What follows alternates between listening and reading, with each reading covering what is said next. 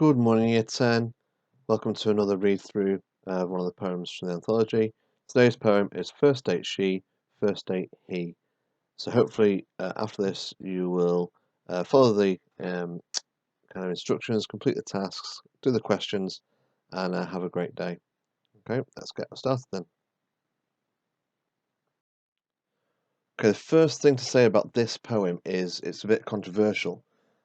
When the exam board first produced the anthology a couple of years ago, they misprinted this poem and it had a bit missing. So ever since then, students and teachers have been working with this poem in kind of one of two versions. We're going to use the full version today, but if you have an old anthology or one of your older brothers or sisters is kind of helping you with this stuff, they might know the version with the bit missing. Both are right, but we're going to use the full version today, and we're going to use the full version in class and for our exam.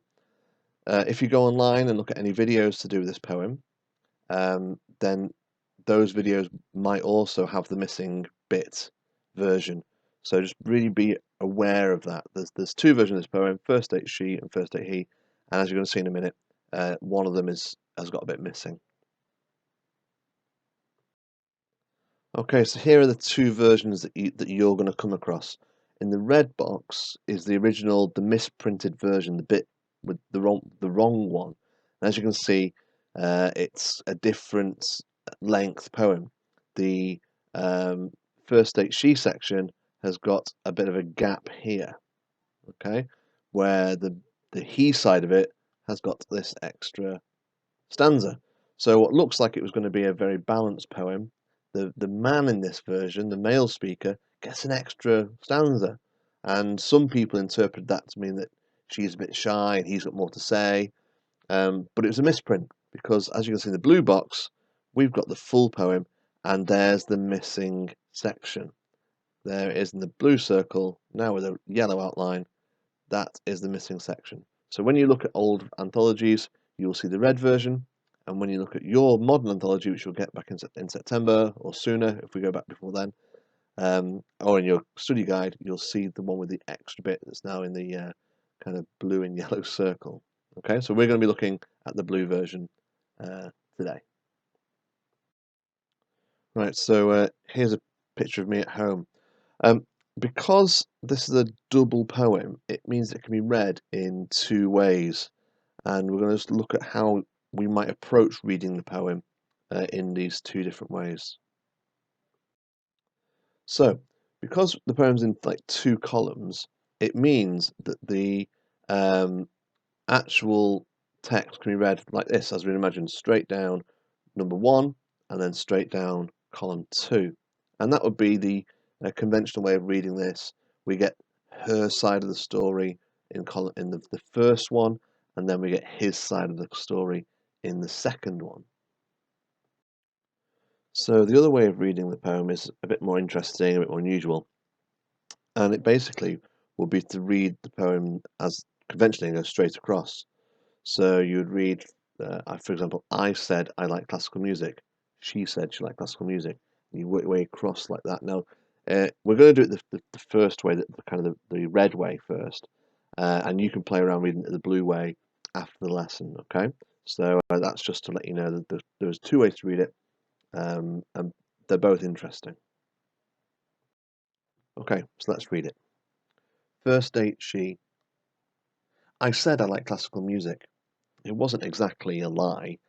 I hoped he would get the impression that my brow was acceptably high. I said I like classical music. I mentioned Vivaldi and Bach, and he asked me along to this concert.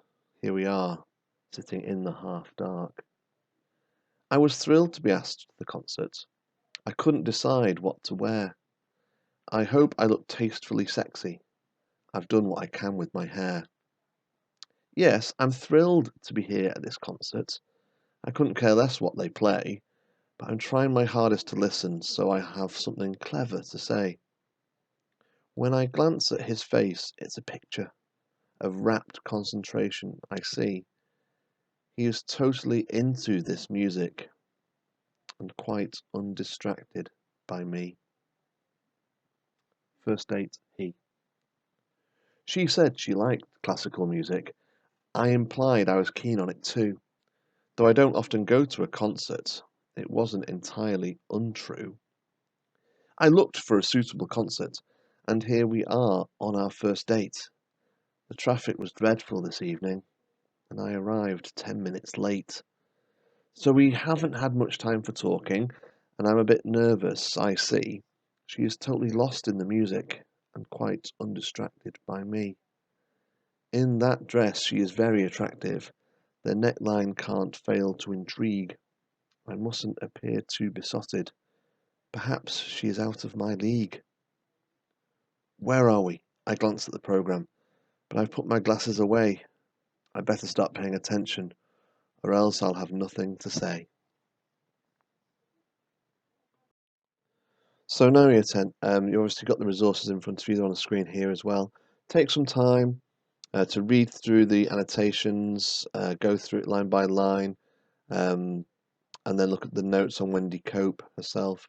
You've obviously got lots of information here. You're familiar with these sheets, and spend a few minutes, as long as you want, just reading through and getting a deeper understanding of this poem.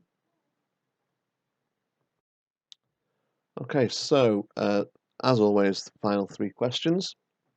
So question one, why do you think the poet uses she and he in the titles rather than their names? She and he are pronouns, so you can think about what kind of role they might have, uh, or what effect they have in this poem by saying she and he rather than, I don't know, Jane and Freddie. Um, question two, how do you think the speakers feel about each other? And use examples to justify your answer. So think about going back over the poem and looking at how she feels about him and how he feels about her. What's their emotional state and their attraction towards the other person? Find some lines, find some quotes that will give you a clue or give you kind of a justification of how you think they feel about each other. And finally, question three. And this is a question I've not really thought about much before, but do you think this is a young couple or an older couple? And well, first of all, it might not even matter, but the picture that you've created in your imagination of this first date, you've probably put people in to that imagination, um, in that imagined picture. So, have you gone for older or younger? Do you think it matters? Do you think there's evidence that this couple is younger or older, or do you think it's kind of quite neutral and quite it's down to the reader to decide how old they want the couple to be? That the writer hasn't really given us any clue. So have a think and explain how you feel about the age of the couple in your answer. Okay. Obviously, you're going to upload that work, so you can either do it on paper or an exercise book and send me a picture, or you can do the work on the attached Google Doc that will be waiting for you in Google Classrooms when you finish this video. Okay, hope you're all good, and I'll post you another video lesson for tomorrow, and I'll be marking your comparison paragraphs later today, so look out for notifications of you getting that work back. Okay, take care, year 10. Missing you lots. See you now.